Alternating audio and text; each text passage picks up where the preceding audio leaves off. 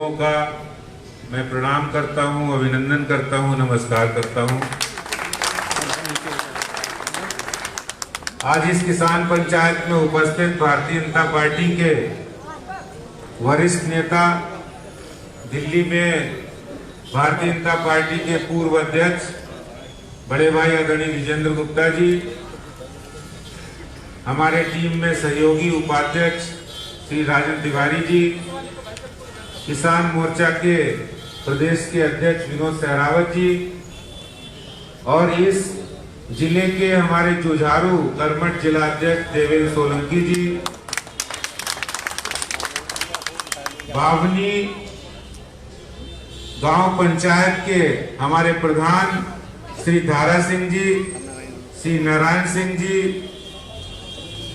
श्री जय भगवान मास्टर जी, रविंद्र इंद्राज जी, वेद प्रकाश जी, हमारी टीम में प्रवक्ता नीतू डवास जी, इस क्षेत्र की लोकप्रिय निगम पार्षद बहन अंजू जी, मंडल अध्यक्ष संजय नंबरदार जी, हमारे इस जिले के महामंत्री लोचन गुप्ता जी, महेश तोमर जी, संजय डवास जी, पार्षद मनीष चौधरी जी, आलोक शर्मा जी जो जोन के चेयरमैन भी हैं, सविता खत्री जी, ललित खत्री जी, और यहाँ इतनी बड़ी संख्या में इस किसान बिल के समर्थन में आए हुए सभी हमारे बुजुर्गों, किसान भाइयों और बहनों, सबको नमस्कार करता हूँ।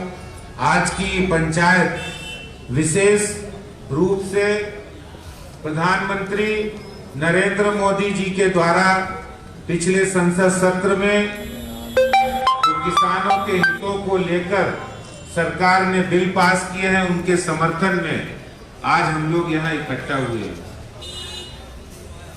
आपको याद होगा जिस समय 2014 में आदरणीय नरेंद्र मोदी जी ने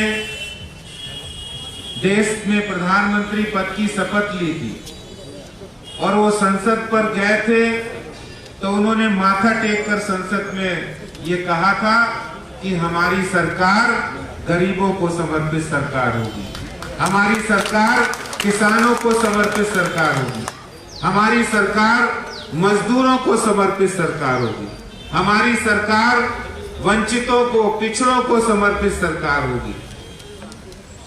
और ये सिर्फ उन्होंने अपने वाक्यों में नहीं कहा, उन्होंने सिर्फ अपनी बात से नहीं कहा।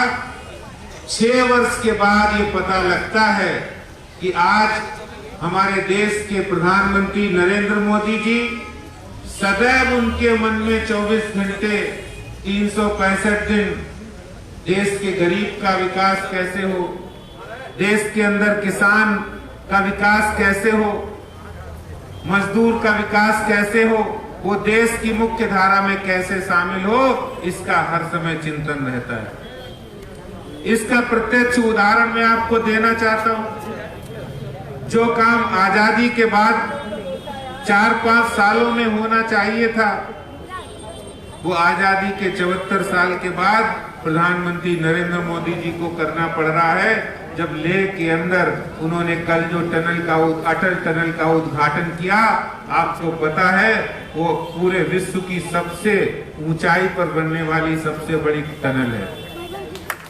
और ऐसी सुरंग जो 50 किलोमीटर का रास्ता, जो पीर पंजाल की पहाड़ी थी, कठिन दुर्गम रास्ता था, अगर चीन की तरफ जाना भी पड़े तो बहुत मुश्किल से जा पाते थे।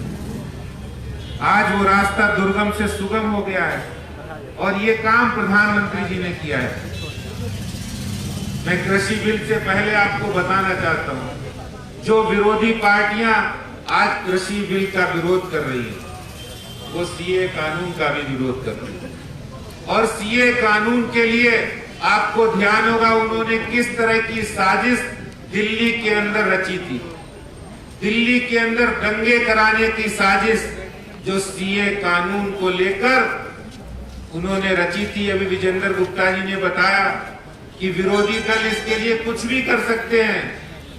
वो सोचते हैं हम झूठ बोलेंगे, जनता को बरगलाएंगे, जनता को हम झूठ मूठ बातें कहेंगे, जनता हमारी बातों में आ जाएगी। आज तक सीए कानून से किसी भी मुसलमान की नागरिकता नहीं छीनी है।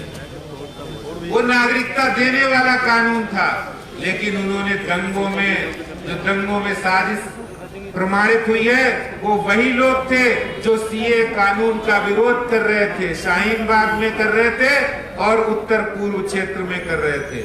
वो विरोध इसलिए कर रहे थे, आपने टीवी पर देखा होगा कि जिस समय उन लोगों की आपस की बातें होती थी, वो कहते थे इस कानून को वापस कराना है, इस कानून को वापस कराना है और मोदी की सरकार को गिराना है, इसलिए दंगे फैलाने हैं। ये उन्होंने आपस में बातें करके बात कही है।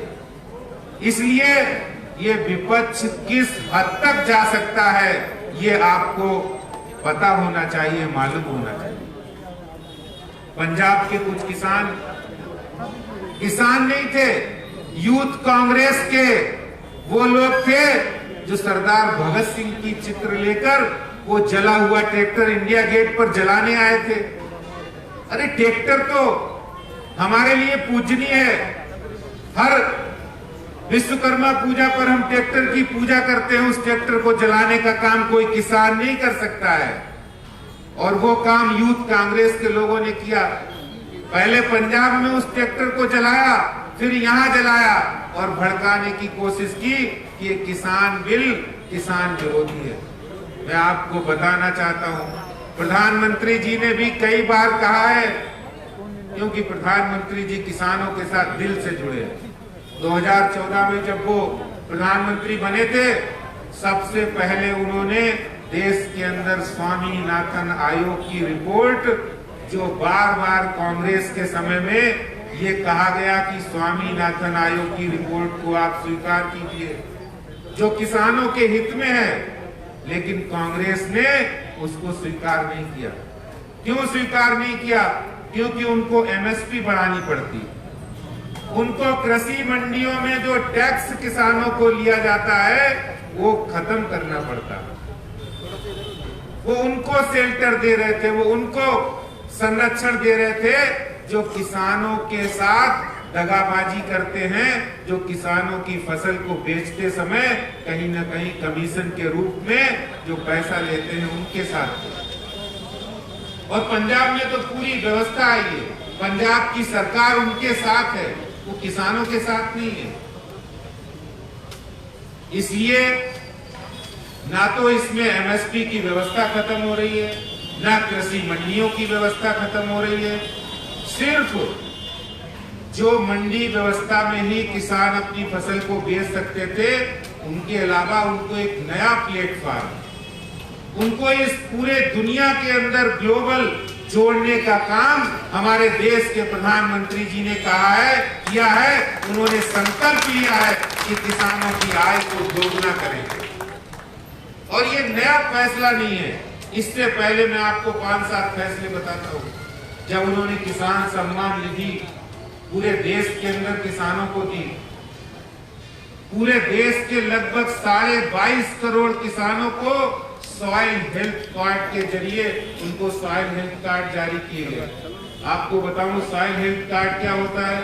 उस जमीन में कौन सी फसल होगी, कितनी खाद डाली जाएगी, कितनी यूरिया डाली जाएगी, ये सब विवरण हमारे किसानों को टेक्निकल रूप से जब पता नहीं होता था, क्योंकि जमीन के अंदर समय समय पर जो परिवर्तन होते रहते हैं, उस परिवर्तन के लिए सॉइल हेल्थ कार्ड बने। और उससे इतना लाभ हुआ है कि जो किसान पता लग रहा है वो आलू की खेती कर रहा है, वो यूरिया डाले जा रहा है, उससे नुकसान हो रहा है। तो सॉइल हेल्थ कार्ड के जरिए किसान को कौन सी खाद डालनी है, कितना पानी देना है, कितनी उसकी रखवाली करनी है, सब काम उस सॉइल हेल्थ कार्ड के जरिए होता है। पूरे देश के अंदर कोऑपरेटिव की तरह 10 लाख से ज्यादा एफपीओ बनाने का उन्होंने आदेश दिया है। किसान बीमा योजना हो, किसान क्रेडिट कार्ड हो, इस तरह के काम लगातार वो किसानों के हितों में हमारे प्रधानमंत्री जी ने किए हैं।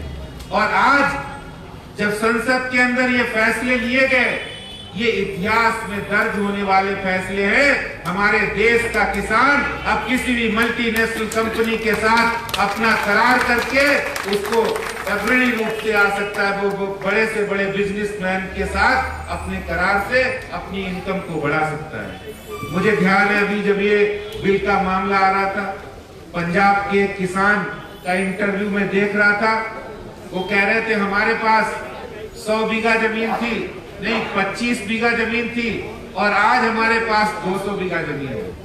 पहले हम 1 बीघा में 70-80 हजार रुपए पर ईयर कमाते थे, आज हम कॉन्ट्रैक्ट फार्मिंग से लगभग 1.5 लाख से 1.25 लाख रुपए पर ईयर कमाते हैं।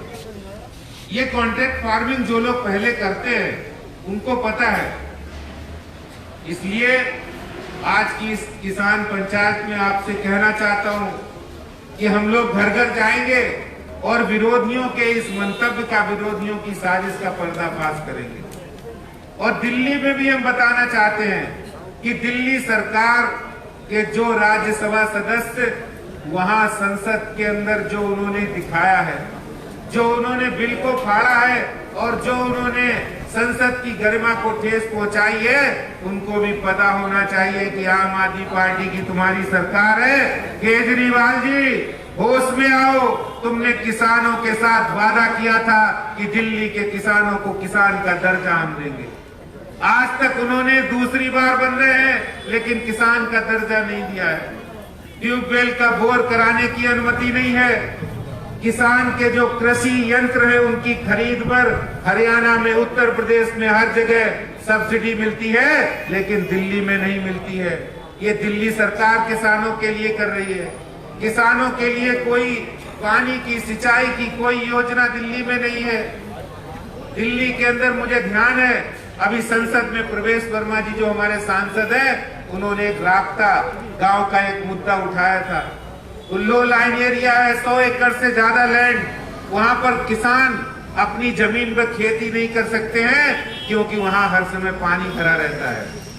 दिल्ली जल बोर्ड का काम है वो ड्रेनेज सिस्टम को बनाए और जिसके चेयरमैन खुद दिल्ली के मुख्यमंत्री हैं। तो दिल्ली सरकार को किसानों की चिंता नहीं है। दिल्ली सरकार को, दिल्ली के मुख्यमंत्री को ग्रामीण क्षेत्र की, ग्रामीणों की चिंता नहीं है। इसीलिए तो आज भी लैंड पर जो जमीन है उस पर दाखिल खारिज नहीं हो रहा है। दाखिल खारिज बंद कर रखा है। अगर कोई उत्तराधिकार से संबंधित कोई रेवेन्यू का मामला है तो जैसा भी बताए म्यूटेशन नहीं हो रहा है, उसको शायद हिंदी में, उर्दू में यही कहते हैं, दाखिल खारिज नहीं हो रहा है।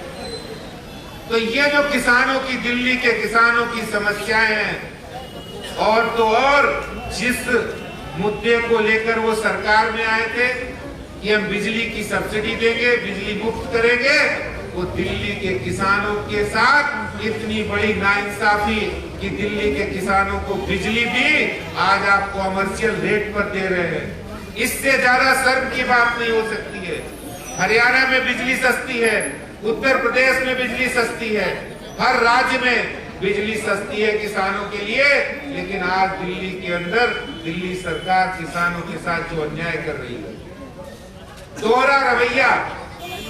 एक तरफ संसद में किसानों के लिए आप बात कर रहे हो, दूसरी तरफ अपनी सरकार के अंदर किसानों को कोई सुविधा नहीं दे रहे हो।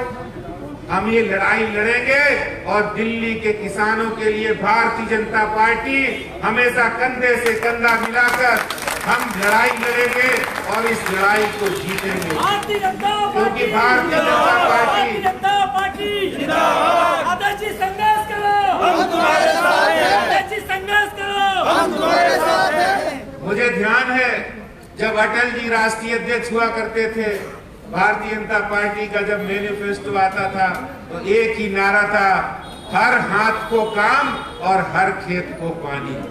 ये नारा था और ये नारा आज प्रधानमंत्री नरेंद्र मोदी जी ने साकार किया है और इसको हम किसानों की इनकम को दोगुना करने का जो उन्होंने संकल्प लिया है, हमारे प्रधानमंत्री जी ने उस संकल्प को पूरा करने की ओर भारतीय जनता पार्टी की सरकार बढ़ रही है और दिल्ली में भी हम इसको करके रहेंगे। आप सब लोगों का जो आशीर्वाद है, आप सब लोगों का जो प्यार है हमारे संकल्प के साथ जुड़ेगा और हम किसान भाइयों की, ग्रामीणों की और यहाँ की विकास की लड़ाई को मजबूती के साथ लड़ेंगे। मैं इन्हीं शब्दों के साथ आप सभी बुजुर्गों का, हम सब पार्टी के कार्यकर्ताओं का बहुत बहुत आभार करता हूं, धन्यवाद करता हूं। जय हिंद, जय भारत, जय जवान, जय